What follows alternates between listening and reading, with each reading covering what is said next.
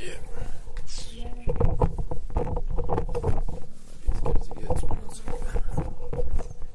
Starting to get nervous. All this equipment. At least with the film thing, the microphone is hidden under my shirt. Can sometimes forget it's there. Nah, you'll probably forget. But then you have a camera and you're... Well, yeah, and then there's that. In the summer of 2023, a group of storytellers, community organizers, and strategists descended on 10 farms and ranches in Canada. Don't worry, we let them know we were coming before we showed up. Now, these farms and ranches represented a cross-section of Canadian agriculture, so fruit producers, grains, beef to veggies. We even squeezed in a vineyard. Just gonna do like a sound check just to make sure that that's the first time I've worked with that one, so I just want to make sure it's catching it. Yep. Hey, just tell me what you had for breakfast. I had nothing for breakfast. These farms and ranches had been hand-picked to be featured in a multimedia project that included videos, articles, and a podcast series. The reason we selected these farmers and ranchers to be front and center in this project actually had very little to do with what they produced. It was how they chose to produce food, fiber, fuels, or medicine that got us all excited. If you had a chance for breakfast, I had half a glass of water. I usually would grab an apple as I'm running out the door. I never did that this morning. I forgot. Alrighty. I guess she's going. Because you didn't go out the door yet. Well, actually, I did. I moved one group of cows and went and got the fishing rod. At one point during their careers, these agriculture producers had decided that not only were they going to produce the best tasting food and pack it full of nutrients, but they're going to use their farming and ranching practices to build community connections, take care of the land, contribute to ecosystem stewardship, and even help address a massive global threat like climate change. But when I sell beef to a customer and they're over the moon happy with the quality of the product, but more so with what we're doing, it just gives me goosebumps thinking about it. And it's like, yeah, this is all totally worth it.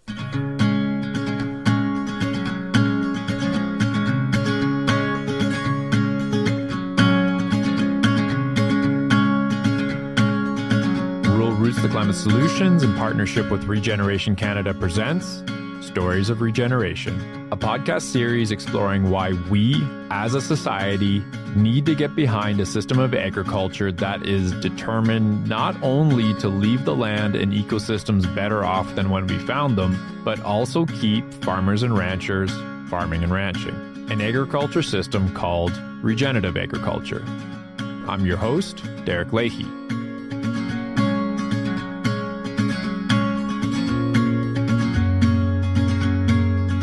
Part 1, Total Grazing with Ryan Boyd of South Glanton Farms in Forest, Manitoba, August 20th, 2023. Just say what your full name is, where you live, and what you do.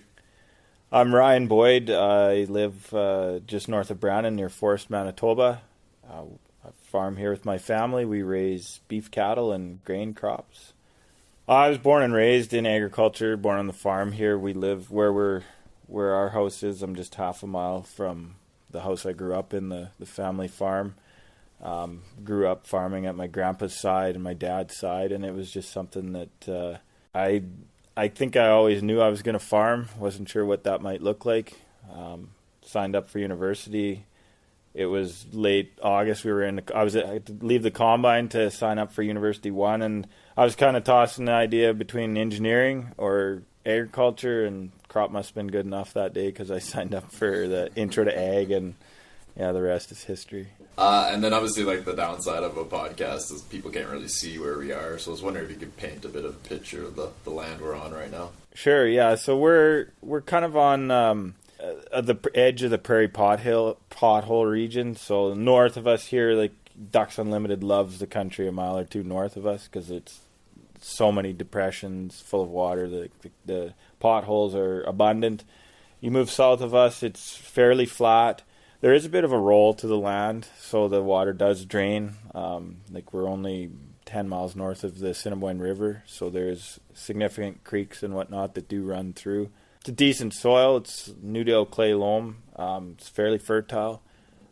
Predominantly grain farming country. It traditionally mixed farms, but now mostly, it's canola, wheat, bit of soybeans. That's the bulk of the production in our area. Like, I don't know how long the farm's been around for, but sort of like, what's the farm's origin story? How did it all get started here? My grandpa bought his farm. He farmed a half section, and he bought that from like an insurance company that somebody, so the land had been broke previously. He bought it in about late 1940s, 46, 47.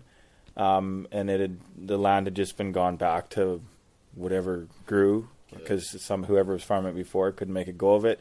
He bought that land, started farming, and then Dad expanded the farm significantly in the 90s, taking over from people that were retiring or looking for other options. And then I came along, and we haven't expanded a ton of acres over the last 15, 20 years since I've kind of been here, but we've really morphed it into a more cattle grazing, perennial based production system merged with the annual crops. Okay, yeah, that was like the next question I wanted to ask, is like what you got going on here, so it's a good segue. Yeah, so what do we have going on here? Some days it's kind of chaotic, but what we're trying to do is, I really fell in love with holistic management and management intensive grazing. Okay. And so we've been trying to build a grazing system that kind of mimics nature, in that we're calving cows in June on green grass, on pasture, keeping them out on the land as much as possible throughout the year. And then we have our annual crop system that we rotate some of our pasture, our perennial forage with the cropland, and try to capitalize on some of those synergies back and forth between the cattle and the crops. My true passion is the grazing and the cattle, so that is kind of where more of my attention goes towards, and that's where I think we're making the most progress in terms of regenerative agriculture. But yeah, that's kind of a Cole's notes to that. I guess in terms of marketing, we are slowly trying to develop the direct marketing of the grass finished beef, but it's a work in progress. How do you feel about direct marketing? I feel like it's a lot of work. It's a future that I think, if we're gonna really be able to make what we're doing function as well as it could economically, it's something we need to work towards. And that's where currently it's not a huge economic driver on the farm, but it's something that we're trying to invest a bit of time and energy in to build that, to make the future a little more sustainable and more regenerative. Yeah, I guess when you did your degree, they didn't really teach you much about marketing.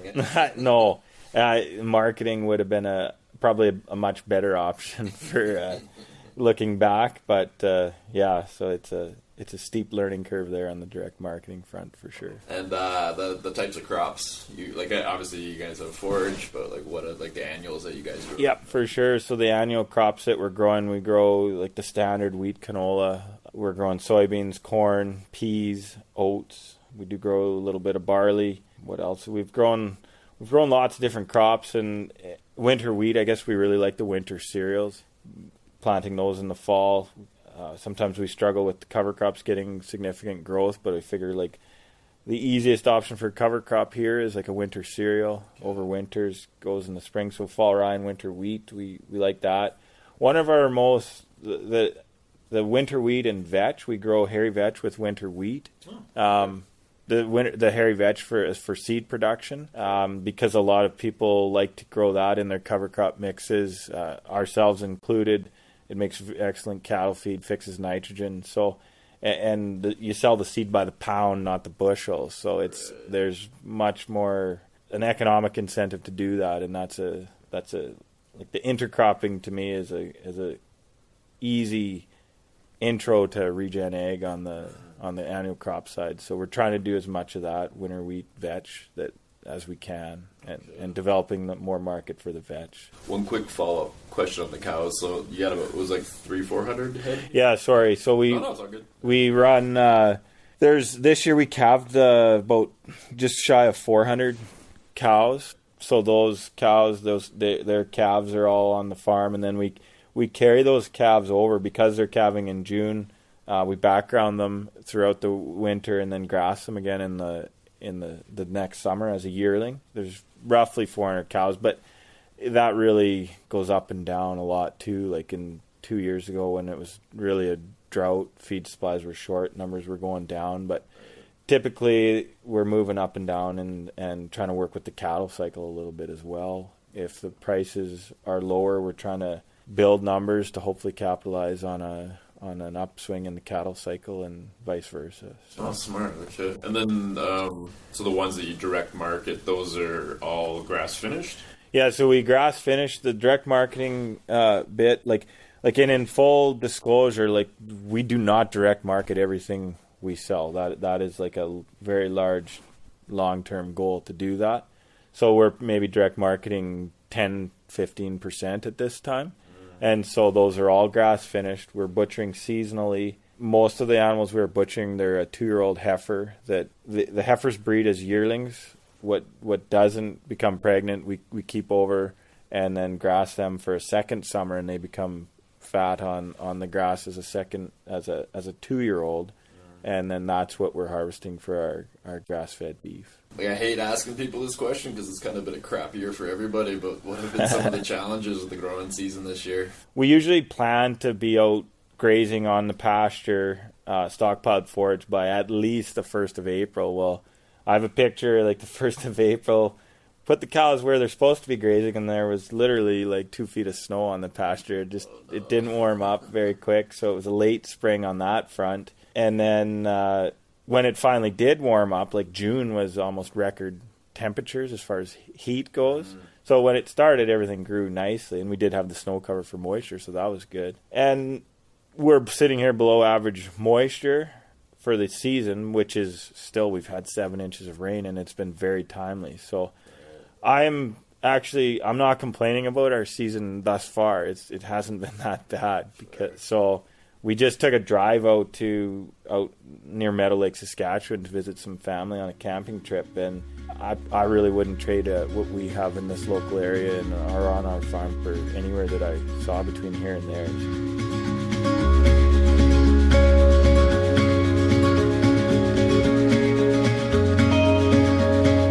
I wish I could say that all the farmers and ranchers we interviewed for Stories of Regeneration had a similar experience to Ryan's when it came to the challenges of this past growing season. The spring and summer of 2023 in Canada will likely forever be remembered as the time we got hit by wildfires, droughts, torrential rains, and floods practically all at the same time. Sadly, Ryan's place was the first farm we came across during our tour of Canada that hadn't or wasn't having a rough time with the weather. Before Ryan's place, we'd already recorded in Nova Scotia, New Brunswick, and Saskatchewan.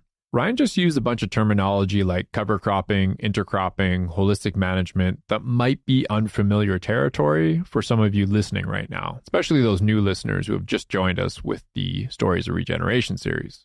A lot of the terms in this episode are, well, exactly what they sound like. So cover cropping is planting a crop with the main, but not the only purpose, but with the main purpose to cover cultivated land. Intercropping is planting 2 or more crops in the same field. Holistic management is one of the precursors to regenerative agriculture. It's an agriculture system that factors in economics, the environment, and some social aspects when making decisions on a farm or ranch. Now, why am I telling you all this? All 3 of them are tools that can be used in regenerative agriculture, depending on the context of a farm or ranch. That's the beauty of regenerative agriculture. You're only supposed to use the tools and practices that make sense for your agricultural operation. For example, if you got a ranch that's, let's say it's like 99% native prairie, it doesn't make a lot of sense to rip all that out to start intercropping or cover cropping because these are regenerative agriculture practices. That would be more like a degenerative system as opposed to a regenerative system. We cover, pun intended, cover cropping in episode 51 with Kevin Elmy, and we interpret, poorly executed pun intended, intercropping in episode 34 with Eric Bremer. Up next, Ryan tells us how and when his farm's regenerative agriculture journey began. So I came home from university, like I ate up everything they were laying down at university in terms of like soil fertility, I could look at the soil test and say, okay, we need this much nitrogen and this much phosphorus and potash and so on, and like was really intrigued, like, okay, which herbicides are what, and we got to like had that all figured out, and like so we were a conventional grain farm, and that's where the opportunity seemed like at that time was expanding acres of grain production. So that's really what Dad's trajectory was, expanding the grain operation. The cattle were still there, but the cattle at that time were on the periphery of the, like, just in the field margins where it wasn't feasible to farm. I came home from university. We had a beautiful crop coming the one summer.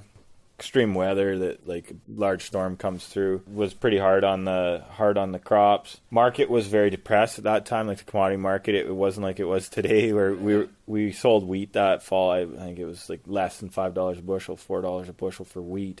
And canola, we sold $6 canola that year. And the plan was we're just going to buy the canola back on the futures, and its price will go up. It'll be all good. Well, price went up, and I didn't have the nerve to buy back in. Long story short, we had a tough financial year, and I was fortunate that at a young age, my dad kind of threw the reins to the farm to me. Like, use what you learned at university, like, have at it. I'm tired. I'm willing, more than willing to let you go. And so he, at the same time, he had made me or sold me some land, and we'd become full partners. Like, we had a 50-50 partnership in the farm operation, which is at 18 or 20 years old, that happened. So I was pretty fortunate on that front that it wasn't your typical farm succession story where the old man hangs on till he's on his deathbed, and the 60 or 70-year-old son doesn't know the financials of the operation until the grandparent dies, basically. I've been right involved on that from day one. So had a bad year. I was like, well, I can't have 2 bad years in a row. Like, what? It could take me 10 years in town digging myself out of a hole that could potentially be dug with 2 bad years in a row on the farm. And I'll never forget the day, Dad, we were hauling cattle home from pasture, and I said, like, we can't do this. Like, we got to do something different. He's like, no, it'll be better next year. This is farming. It's cyclical. And I was like, no way. We got to do something different. So I just went on a mission that winter trying to figure out, like, what are we going to do? And the seeds had already been planted at university, like, for management-intensive grazing. And I remember I wrote a paper on grass-fed beef for Martin Entz in one of his courses, and, like, took an organic cropping system course there, too, again, with Martin Entz. So that's in the back of my mind. And I'm thinking, like, we have to do something more lower risk, because basically all we were doing, we were working our butts off, wearing new machinery out, making payments on that, and that's all we were doing was making payments. And in hindsight, that maybe is just farming in a snapshot. You make your payments and carry on. Right. But anyways, I thought we should do something different. Got in with the holistic management crowd, and I really enjoyed the rotational grazing, the management intensive grazing. Read all the Allen Nation, Stockman Grass Farmer, just ate that up. Next year, sowed half the farm down, like half of our annual crop acres, to perennial forage, underseeded it with the cash crop. And then the other side of this story is that we were just in the post-BSE years. Like, this was around, like, the mid-2000s, late 2000s. So cows weren't really worth anything at that time. Like, so I thought, okay, I have my young ambition, young energy. Cattle prices have never been worse, and it just didn't seem like they could get any worse. They had to start getting better. Right. I could build I'm not a machinery guy. I don't like spending money on machinery, and that just wasn't my thing. So to build a cattle operation the way we have it, where the cattle are out on the land all year, calving on grass, we don't need any facilities, really. Like, you need a quad, some high tensile wire perimeter fence, and then some temporary wire, and figure out a way to get the water out of the slough or the dugout into a trough, and you're in business. So that's what we did. We started the next year, when those fields that we'd seeded down to grass, harvested the crop that fall. The next year, the alfalfas and the grasses and everything we planted started growing, and we had a phenomenal catch of pasture. Started grazing, so we started buying cull cows. We started custom grazing a whole bunch of yearlings, because that was a completely foreign concept to me. I'd never had anything to do with a yearling, never mind managing them on grass. So we started doing that, but then at the same time, my plan was to seed the entire farm to grass and just be done with it. Like, have an auction sale, sell all the machinery. Okay. But then in 2008, I don't know if you remember, I'm not sure how old you are, that the markets just went bonkers. Like the crop prices just went crazy. And that was around the same time like oil was going crazy. We were at peak oil. We were going to run out of oil right away. And farming all of a sudden within like 12 months went from being like everybody wanting out to like there's money again. It was like we've arrived on the grain scene.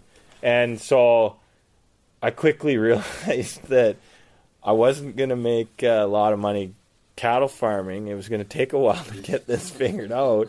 So the other half of the farm stayed in crop production. But then I found myself down at Gabe Brown's place and saw what he was doing with cover crops and integrating the cattle and the cropping.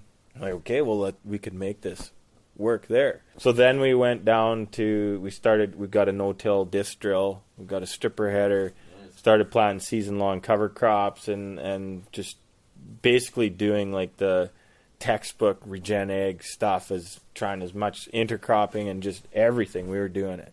And it was a lot of fun, and like the fun came back to farming. Like it was good.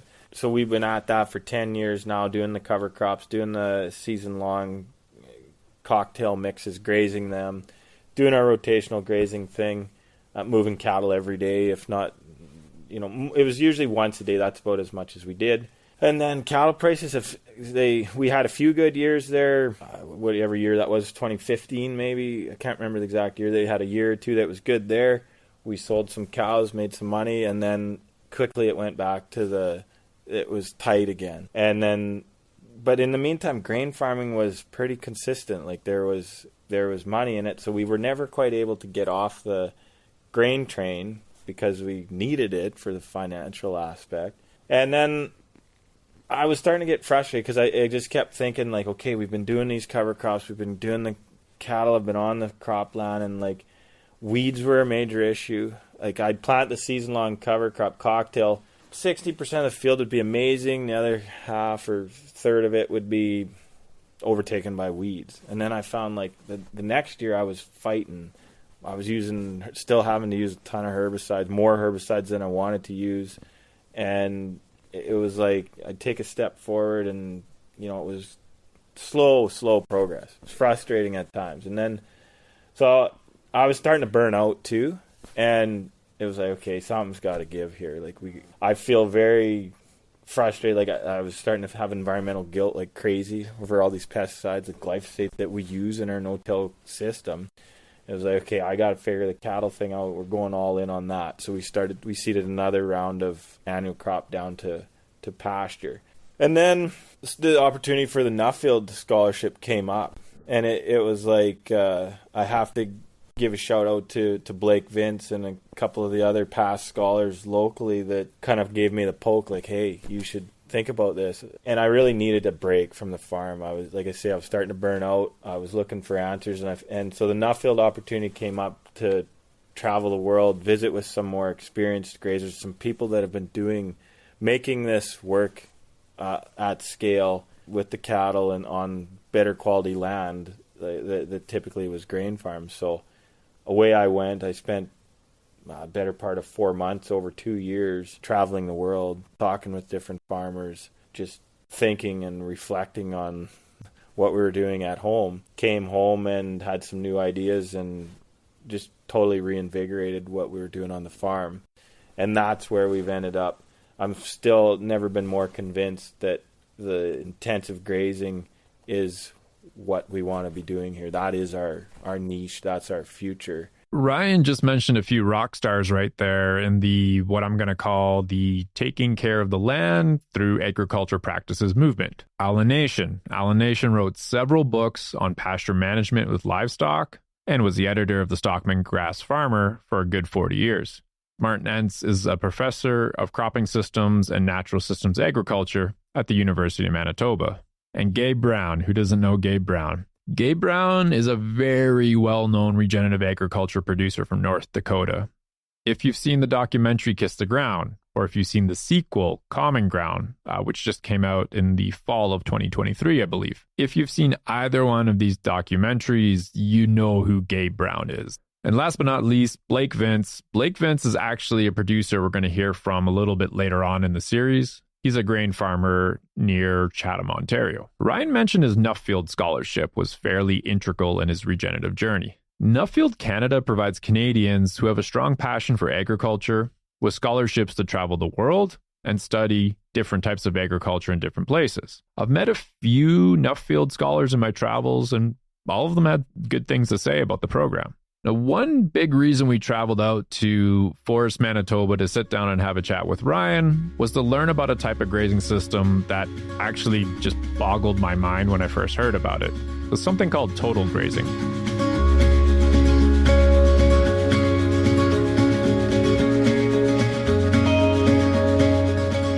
So we talked a little bit about this idea of total grazing, and that's what one of the things I came across or discovered on the Nuffield journey was I met with this guy by the name of Jaime Elizondo down in Florida. He's kind of like a consultant, but he's also a rancher from Mexico. Right.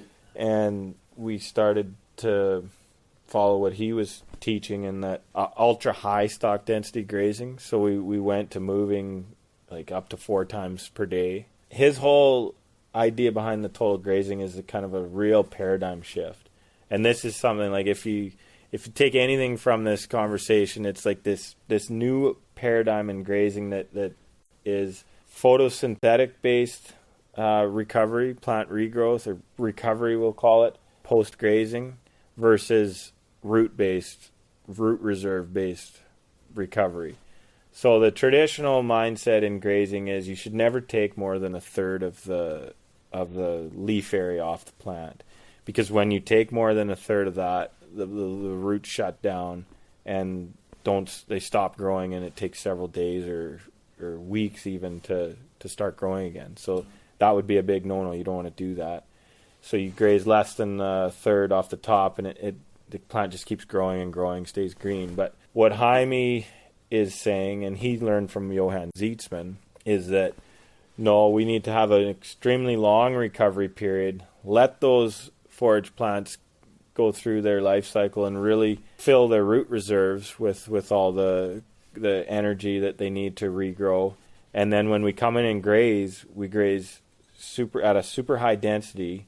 So we're getting that animal impact, the hoof impact. The cattle are grazing non-selectively, grazing everything quite evenly.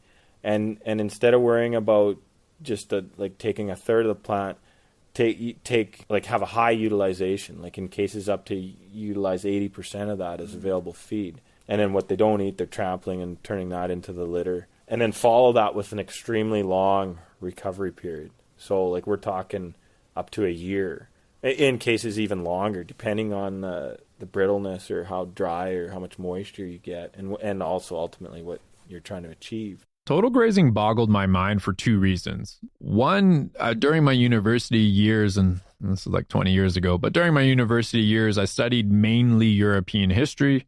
And on top of that, I was a tour guide in Germany for most of my 20s. When I heard we're going to interview an agriculture producer about something called total grazing, the historian part of my brain kind of went straight to the concept of total war. Which is a type of warfare that involves everything and everyone, doesn't matter if they're a civilian or a soldier. Now, this is a podcast series meant to talk about things that are regenerative. In general, the Rural Roots to Climate Solutions podcast likes to keep things pretty positive. So you can imagine what my initial, albeit irrational, reaction was to total grazing when I first heard about it. Those thoughts quickly passed, though. The other reason I found it challenging to get my head around total grazing is up until I met Ryan, I was one of those people who believed good grazing management was take off 30%, trample 30%, leave 30%. Grass sequesters carbon through photosynthesis. Grass blades are like solar panels, so the bigger the panel, the more carbon you're going to store. I had only heard of people grazing off 80%, for example, in times of drought. And the idea there was slow down the herd, give other pastures a chance to grow. Ryan took a bunch of us on a farm tour just before we sat down for just a really great farm-to-table dinner in the evening. And I remember looking at one of his paddocks and thinking to myself, this looks overgrazed to me. And yet, humility, as listeners will learn through this series, is a big part of regenerative agriculture. I could not and do not deny that Ryan has something there with his longer rest periods for his pastures that total grazing allows. Grasses are meant to be grazed, but like anything, they need a recovery period during the growing season. In episode 40 of our podcast, Mark Boyce and Tim Dubet of the University of Alberta talk about how extending that recovery period, so keeping livestock off a previously grazed piece of land for as long as possible, this can really help improve water infiltration in pastures, which is obviously a good thing in times of drought and in times of torrential rain. Jaime, or Jim Elizondo, is the grazing consultant from Texas that Ryan mentioned. He runs a training program for agriculture producers on total grazing. Just do an internet search for his name or Real Wealth Ranching to find more details. So we started doing that here, and just the results were very convincing. It was also very humbling, because when you're grazing that tight, there's not a lot of room for error. So your animal performance can really be dramatically affected in not a good way. So if you don't, you got to really be paying attention, keeping the cattle full, and to make that all work. Is there a difference between mob grazing and total grazing, would you say? Yeah, I don't know. Well, there is difference. So total grazing is this term that Jaime has coined, and that's basically describing the whole system. Okay. So he's talking about like ultra high stock density, high utilization grazing. Okay.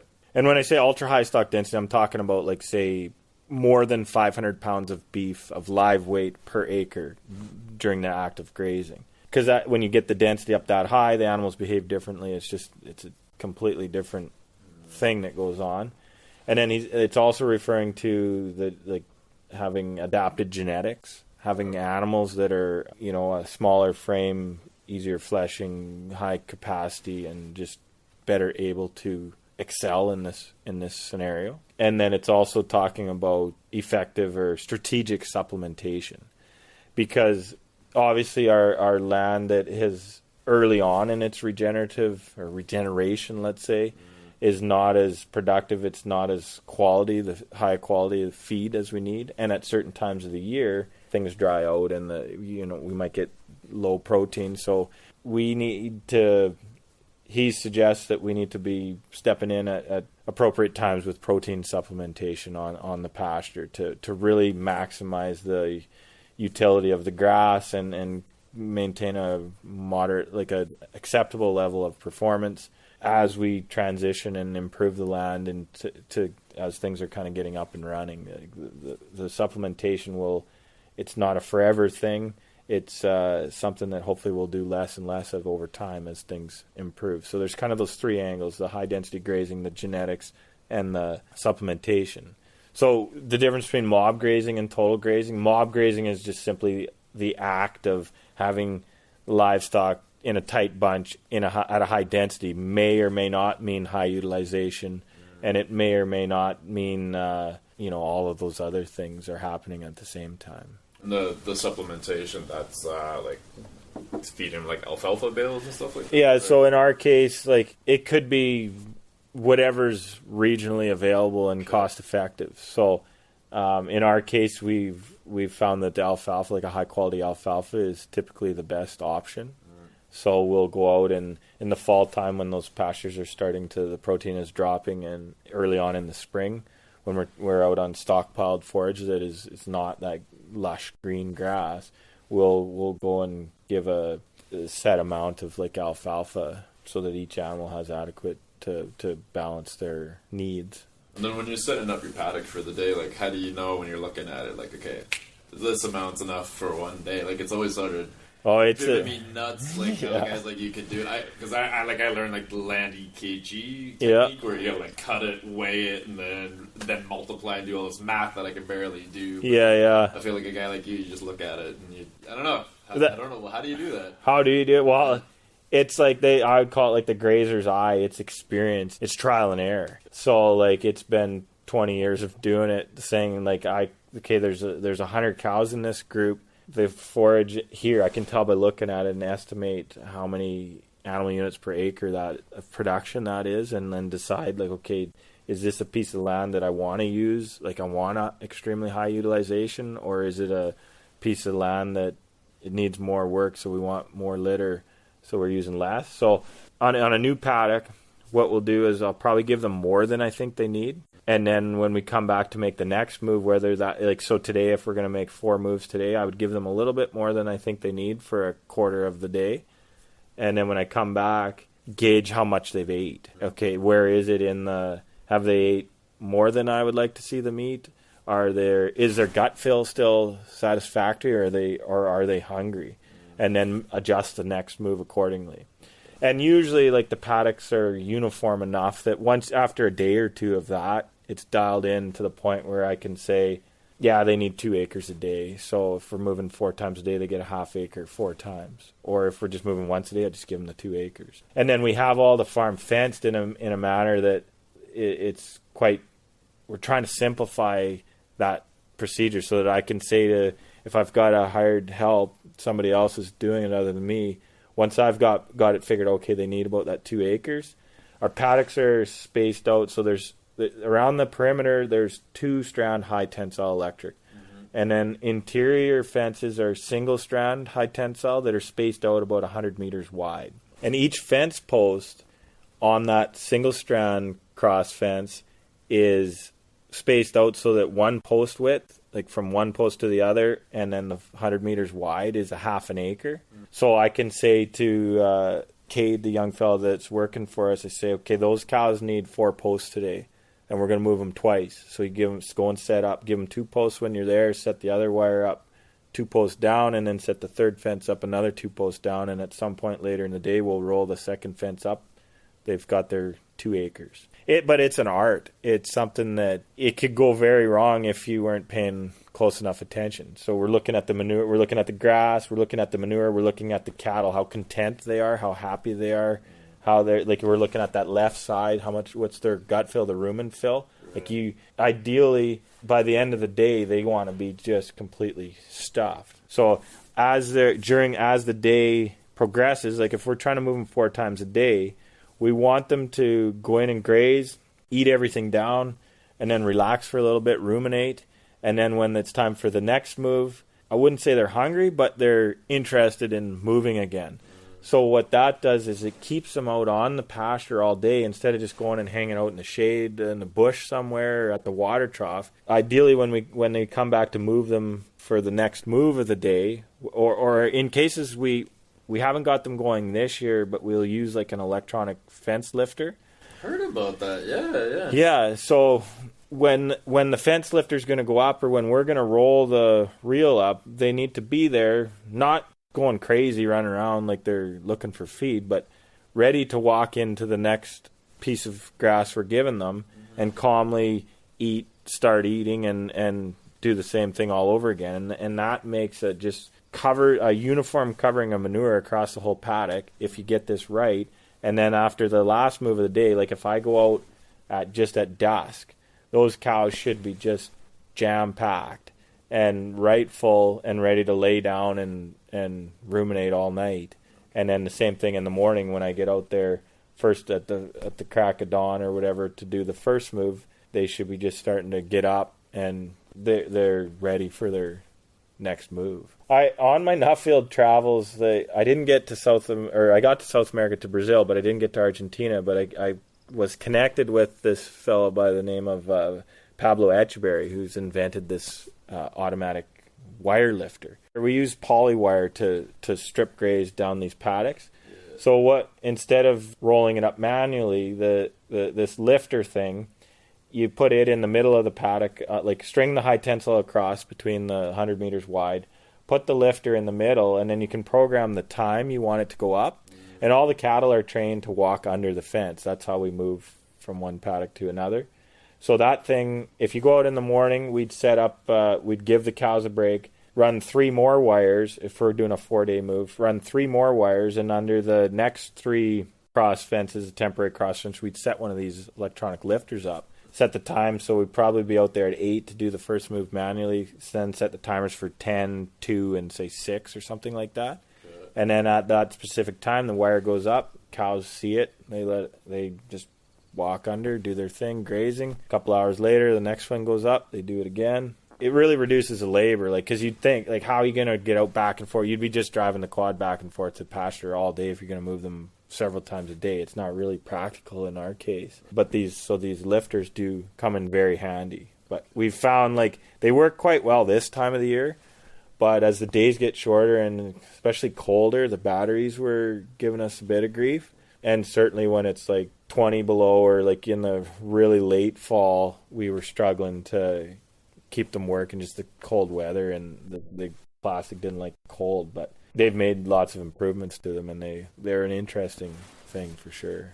Because the profit margins are so thin for agriculture producers, you could argue spending a lot of time with your cows doesn't make a lot of financial sense. The price of beef is not based on how many hours a rancher spends being the caretaker of that beef before it becomes beef. If you own the ranch or if you own the herd, you're not getting paid by the hour. Plus, as long as cows have grass and water, they're pretty low maintenance compared to other types of livestock like pigs and chickens that require being fed and watered daily. Cows just kind of help themselves to the grassland buffet. But because we're talking about a regenerative agriculture system here, a system that wants to regenerate the land and ecosystems, you got to pay attention to what you're doing if you're going to achieve your environmental outcomes. You could, in theory, go a week without checking on your cows much, but they're likely going to eat all the plants they find delicious and leave the ones that they're not a fan of. Kind of like a kid or even an adult who chooses to eat ice cream over kale any day of the week.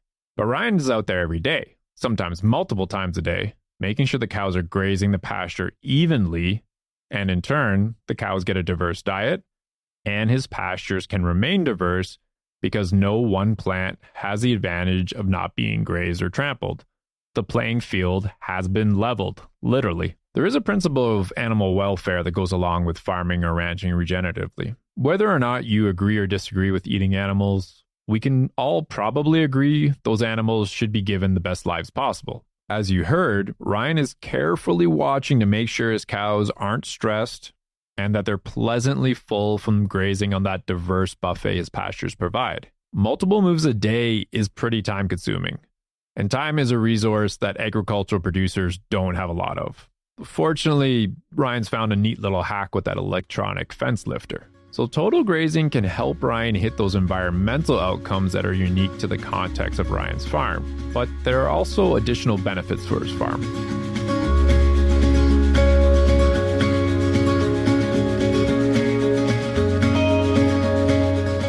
For me, the biggest benefit is the fact that, we're in a moisture limited environment. And I think that's when we made the shift to like a root-based recovery versus the photosynthetic base. Like we usually hit a wall sometime late July, August for sure. We run out of moisture. The pastures they've just used all the available moisture. Like we do soak everything into the ground, but that's just the nature of a perennial forage in our environment. We're moisture limited. By going to the total grazing and doing like a once over type grazing once in the growing season, we are limiting our moisture weather risk dramatically because it's almost guaranteed that sometime throughout that summer we're going to have some kind of a significant rainfall. Like the rain doesn't seem to be coming, although like I said, this year we've been really fortunate. We haven't had any monsoon rains. They've been like an inch every so often that we just needed. Most years it's like we'll get 5 inches or we'll get 3 inches and it might not rain anything for 2 months or in between. So by having all the pastures with that long recovery, it's like guaranteeing that they're going to have some sort of significant precipitation event that's going to lead to some rapid regrowth. So we've really been able to increase our carrying capacity for that reason because we're growing a lot of grass. And the other thing is like the diversity and the life, it is exploding, I think. You got to be patient because it takes a bit.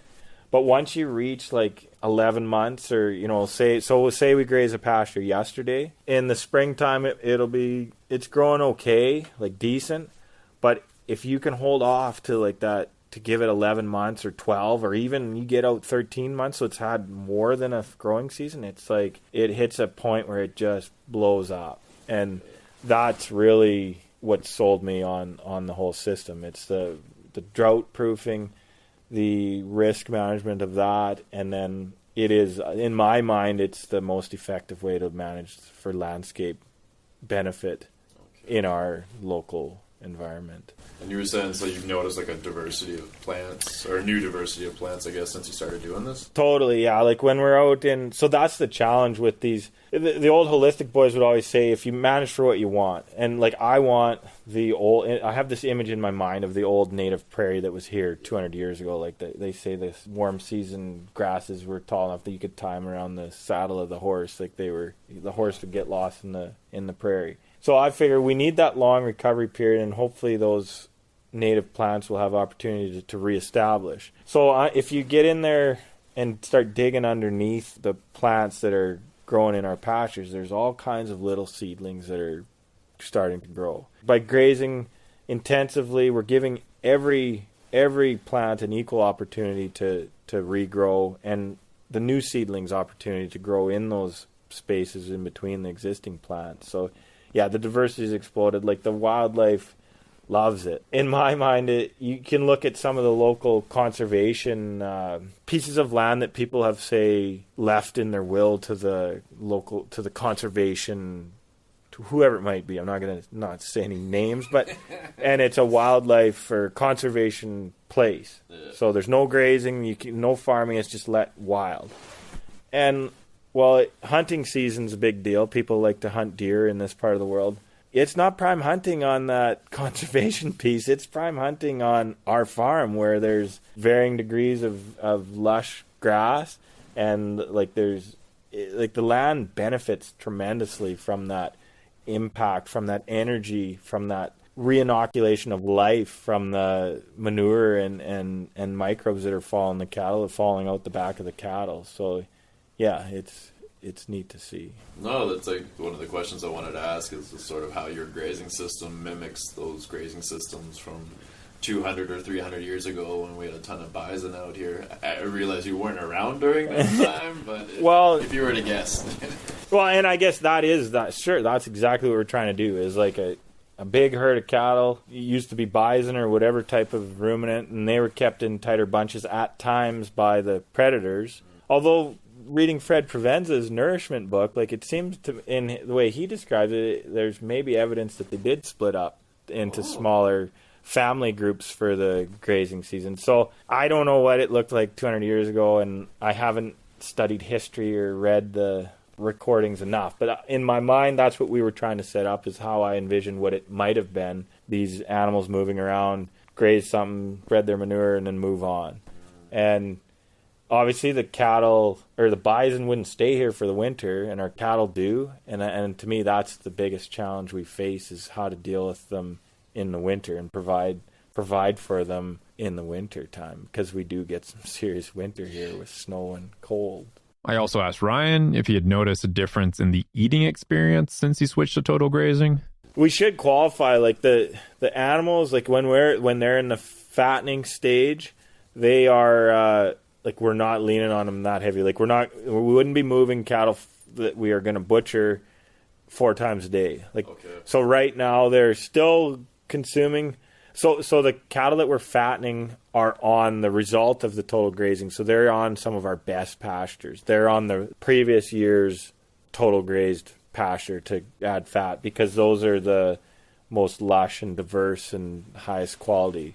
So yeah, we've definitely noticed improvements in quality of meat, in that fact that they're eating that stuff that makes them fatter. I think also, as we've been selecting the animals that thrive under that total grazing system, those are the animals that are the most easy fleshing, able to fatten quicker. So that obviously is what we want in our grass finishing program as well. So I'd say our meat is getting better every year, just because of that genetic selection, and our skill level at grazing is getting better as well. Okay. Have you personally noticed the eating experience? Oh, 100%. Yeah, I've been eating our own grass-fed beef since university, since I wrote that, had to do that project for the one course I was in.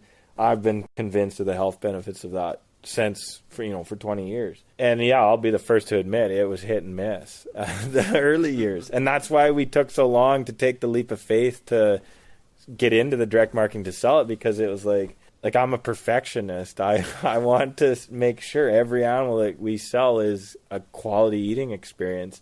And I think we're there now. But yeah, it's been a work in progress. Low stress livestock management is something Ryan takes pretty seriously. If you're really tuned into the cow herd, when you go out there, like they might have lots of grass, but they're still just not settled the way they should be. Like there's something missing, and in some cases that's just they're looking for salt.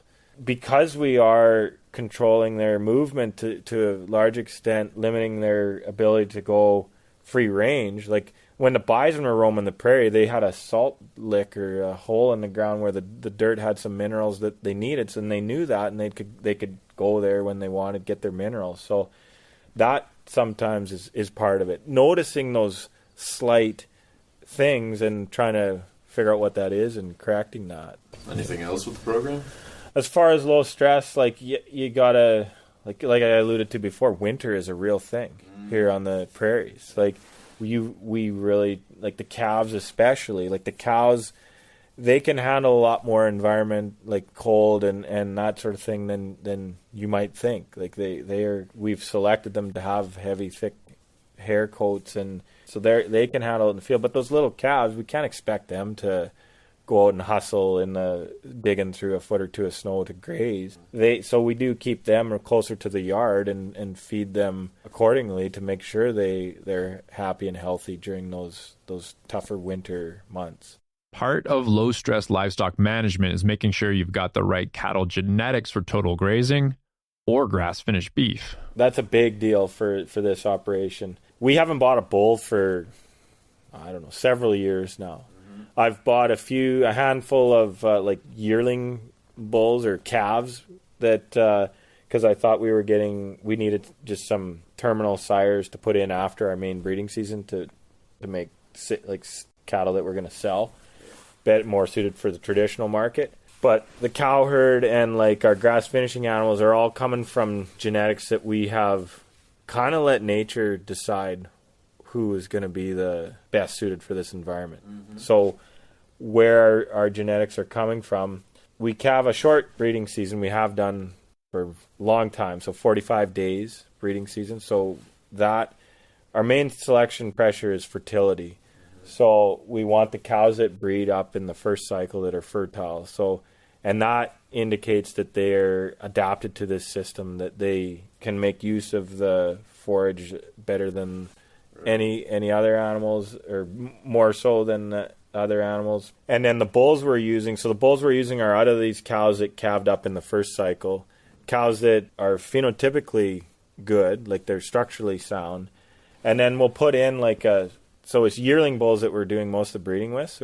So we'll put out like way more yearling bulls than what a normal producer might think you need. And then with that multi-sire breeding, so the most fertile, most masculine, most aggressive breeder of the males breeds more cows, and then we turn those over every year. So we'll sell those yearling bulls and only keep like the best of those ones to make it develop into a 2-year-old. And then if they're really good as a 2-year-old, we might use them again, and then we sell them. Like we're trying to sell bulls as breeding stock. So what's happening is it's basically letting the best of the best breed with each other, and then rapid turnover means we're making more rapid genetic selection.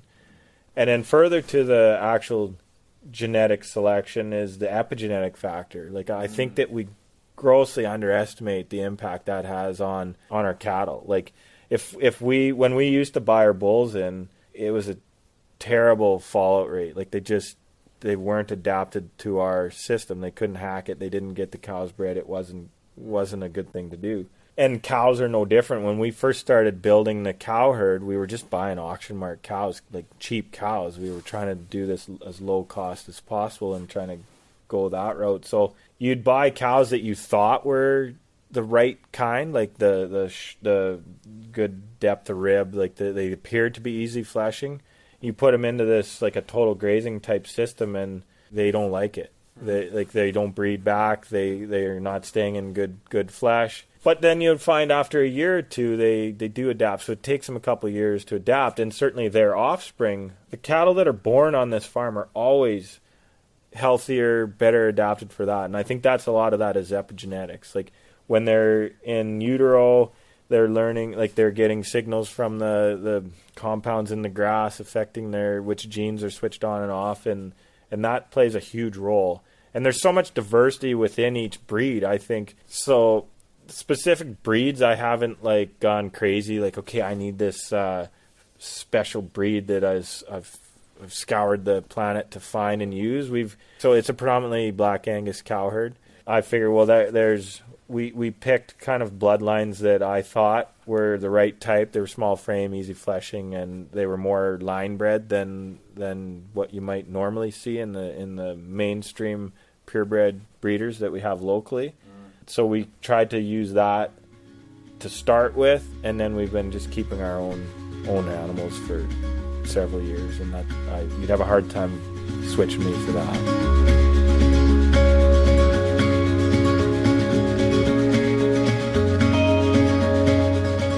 Regenerative agriculture is something that's not meant to be prescriptive. Instead, regenerative agriculture is guided by a number of principles. Most regenerative agriculture practitioners are familiar with the 6 principles that make up the foundation for decision-making in Regen Ag. In Stories of Regeneration, we're going to look at 10 principles of regenerative agriculture. We've touched on a couple of them already, like maintaining biodiversity, which Ryan contributes to through his total grazing. We've also talked about understanding the context of your farm or ranch, a principle that a lot of producers say is the principle in regenerative agriculture. There's another principle which encourages the integration of animals and ensuring their well-being. It recognizes that animals, so including livestock, have an important role to play in a healthy ecosystem. When grazing animals are bunched together and move frequently, they stimulate plant growth and fertilize the soil. Proper grazing management allows pastures to recover between grazing events, improves the quality of the pasture, reduces parasite pressure, and results in longer grazing seasons. So a lot of that sounds like what Ryan's doing with his total grazing system. But animal welfare, as I mentioned earlier, is a part of this as well. By keeping livestock out on the land, doing this whenever possible, animals can express their innate behaviors as they interact with the natural environment. This requires careful timing, adapted infrastructure, and the selection of breeds and genetics that will fit the environment. The result is a symbiotic relationship between the land and the animals. So, okay, at this point, you're probably thinking regenerative agriculture sounding pretty dreamy, almost too dreamy. If regen ag is so great, why are only a minority of agriculture producers in Canada using the principles and practices? I have given that question a lot of thought myself, because that's kept me up at night. Like, it's like, why isn't everybody doing this? But then again, it's and I don't want to sound like a greedy capitalist, but it's financial incentive. And currently the system, the status quo, or like more like the locally here, for example, so like wheat production, canola production, that's what dominates. And that's because the economics work. That's because fertilizer works. That's because the herbicides and everything, the system, if applied correctly, and I say that with air quotes, it works. We're incented to produce high volume of low cost food, and we're getting very good at that and getting better every year. But it doesn't take into account the externalities, the external costs to the environment, to our health, like the nutritional quality of the food. So I think that's one angle, is like, how do we connect those dots and give the financial incentive to the regenerative producer? And that's where it comes to the getting closer to the consumer in a direct to consumer type value chain. But it's also knowledge too. As I said, like I swallowed this. It wasn't called regenerative ag when we started. I started thinking it was, I'm just going to build organic matter, and then it was soil health, and then now it's regenerative. And just in case you're wondering, yes, that is a cricket in the background. It's not in your house or in your car. So in theory, it sounds so perfect and beautiful, But in practice, it's just adds a whole nother huge layers of complexity that is hard to manage. And everybody's own context is just a little bit different. And so trying to get that knowledge and figure that out on every farm is a little different. It's hard to get the experience and put it all together. So there's a knowledge gap, I think, that is a big thing. But we're making big progress in that. Like there's conferences now, there's field tours, there's lots of things going, and I find like the regenerative type farmers are very willing to share their experiences, and so we have to learn from each other. But at the end of the day, oil is a very hard thing to compete with. The energy density in oil compared to the labor requirements that like running a very diversified enterprise stacked farm requires, sometimes it is the path of least resistance is the status quo. So that's kind of where we're at. And then the other thing on the prairies is we export most of what we do. Like the bulk of our stuff, like the grains and that, like I'm going to say the wrong percentage, but like 80% probably or more of what we produce on the Canadian prairies is exported internationally. So how do you connect the international consumer back with what we're doing locally is a very tough thing. And then you think about like how much waste is in the system. Like we're not like feeding the world. We can produce way more food than we need, and I think we're barely scratching the surface. Like when you look at a regenerative farm that has stacked all the enterprises, like say are growing, you got the grazing system, you've got your chickens, you've got the pork, you've got, you're using your compost from the cattle to grow vegetables and all that. Like the amount of calories per acre that is potentially produced is phenomenal. It's exponentially higher than what we're currently producing when we're growing just like a monocrop crop of wheat, for example.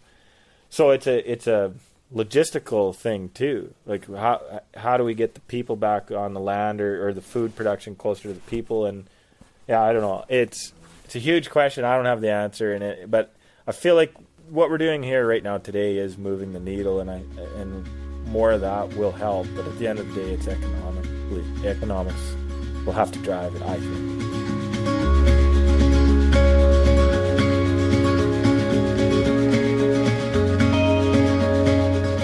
So if the economics are driving things in let's just call it a non-regenerative direction right now, why then is Ryan farming regeneratively? Why am I doing this? Some days I don't know. I know. No, I ask myself that a lot, and we're doing this because I love living on the farm in this rural community. I really appreciate every opportunity that's ever been given to me growing up on the farm. We really want to raise our kids here and give them all those similar opportunities to experience the rural lifestyle, the ability to run out the front door and go and chase a squirrel or wander in the bush, build a fort, or have a bonfire every night or whatever. Just I think it's a very healthy way to raise a family. So that's what drives me, and I guess everything and then so we farming is the best way to do that. We feel like to have that flexibility, like to merge work and family life. There's a fine line sometimes, but it's an awesome thing to be able to do that. And then given that it's a multi-generational farm, and I guess even not that is just the fact that I value the environment, the soil, the landscape. To me is something like, as a farmer, I take a very high responsibility in the fact that when I'm done here, I want it to be better than when we started. Whoever farms this land, or whatever happens when I leave, I hope and intend to leave it in a better state than we found it. So that's kind of why we do what we do. Usually end an episode on a high note like that one, or with some sort of final thoughts from me. But Ryan gives Regeneration Canada and the Stories of Regeneration project a pretty big shout out at the very end of the interview. He pretty much brought the entire room to tears. The only thing I would say is that it's like, I do really appreciate like what Regeneration Canada is trying to do, trying to bridge the gap between the consumer and the farmer. Because that was something I realized when I went on my Nuffield travels. I was very insular. I do not pay enough respect to what's going on everywhere else in the world. I was naive in a lot of ways, and I'd fully admit I'm still very naive to a lot of things. And so trying to bridge that gap with what is going on in the city and my better understanding of what's happening there and vice versa. So I think it's a very cool thing that this whole initiative is trying to achieve. So I'm thankful for that. Awesome. Wow. Thanks for saying that. Cool. All right. I'm sorry we went overboard there. But, it's all good. No, that was awesome. You crushed it. It was great. It's going to be a really good episode. Okay. Good deal. It's an amazing episode. And we're just getting started. Thanks for tuning in to part 1 of Stories of Regeneration. Be sure to download and listen to part 2 with 2 absolute legends when it comes to applying regenerative principles in cropping systems, the Axtons of Minton, Saskatchewan. Rural Roots to Climate Solutions is an Alberta-based organization empowering agriculture producers and the communities they live in with climate solutions. Rural Roots runs workshops, farm field days, webinars, and participant-driven projects like the Siksikaitsatipi Agriculture Project and the Regenerative Agriculture Lab. We produce a farmer's blog, and of course, we do this podcast. For more information about us and what we do, go to the website, which is www.rr2cs.ca. The rest of the amazing and talented Rural Roots to Climate Solutions team is Cheyenne Younger, Kristen Mountain, Shelley Seed, Lance Tailfeathers, Susan Solway, and Aidan Grind. The podcast is funded by a variety of Alberta-based funders and funders based in other parts of Canada. The Stories of Regeneration project is primarily funded by Agriculture and Agri-Foods Canada. The project is led by Regeneration Canada, a fantastic not-for-profit organization that advocates for soil health to mitigate climate change and guarantee a healthy food system. It's an organization that Rural Roots is proud to partner with. For additional information, videos, blog posts, and digital materials about the agriculture producers featured in this series, visit regenerationcanada.org. And a big shout out to Antonia, Sarah, Ali, and Paige from the Regeneration Canada team, and Jean-Marc, Obed, and Phil from the film crew, who all worked tirelessly to bring this project to life. The interview with Ryan Boyd was recorded on Treaty 2 lands and in the homeland of the Métis. My parts of the episode were recorded on Treaty 7 lands and in the Métis Nation of Alberta Region 3. Happy farming wherever you are in the world, and remember, what's good for the climate is good for the farm.